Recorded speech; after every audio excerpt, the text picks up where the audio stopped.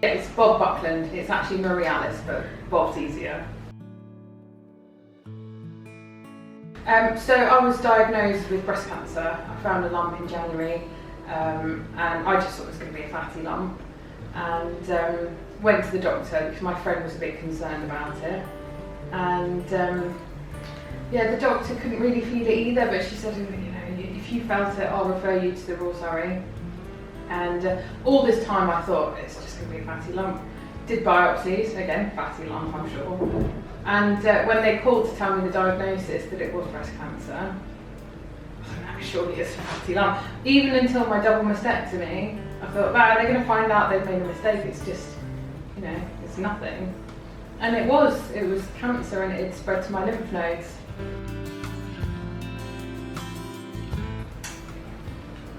Do you know, it's been awful with COVID because I've been having to go to all my appointments myself, you know, up to London, and 5 days in the hospital by myself. And I think, you know, having kind nurses and doctors and having social media, thank goodness we've got social media. 30 years ago you couldn't just FaceTime your parents and say, look, I'm fine, and show them that you're fine. So that has been really helpful. And coming here, because it's not the doctors and nurses' fault that, you know, they're prodding and poking you, and every time you go to hospital basically you're in pain, or they're putting you in pain. But then coming here, which is a hospital, and having someone lay their hands on you in a gentle, kind way, and, you know, having a kind word and having a cup of tea with you is just so different. You know, it takes away some of that, oh gosh, I've got to go to hospital, and makes it more caring. Something that I found really difficult in my journey has been friends and family trying to be supportive, which is a lovely thing in itself, but saying completely the wrong things. For example, and I'm sure lots of the ladies and gentlemen and you know, that do get cancer find this, oh, you're young, you'll be fine. And it's like, actually, I'm 33, I'm not that young, compared with children that get cancer. You can't say that because you don't know. And hopefully I will be fine, but there are people out there that won't be fine that you're saying it to. People saying, oh, don't worry, they've caught it early. Well, could you tell my oncologist, please? Because he hasn't told me that, you know? And but it comes from a great place, but they're really unhelpful words, you know? I had a chemo yesterday, and I've got another, hopefully 2 left to go.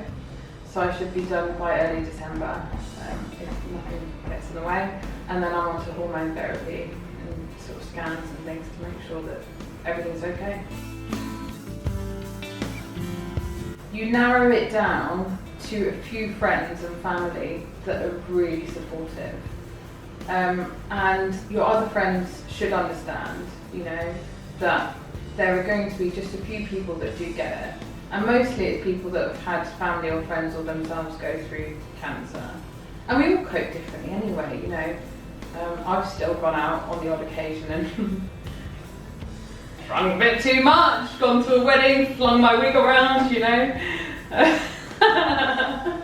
But my oncologist said, when I first met him, don't put your life on hold. You know, life is so precious, and there may be a few days in every week or a couple of weeks where you feel really rubbish, like I'm feeling now.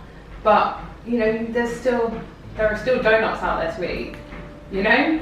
All the way through your cancer journey there are goals, and you know, you just want to get through this injection, or you want to get through this scan, or you want to, you know, get through this surgery, and the next goal, and the next goal. To year 1, year 2, you want to pass your exams, you want to go to university, whatever you want to do.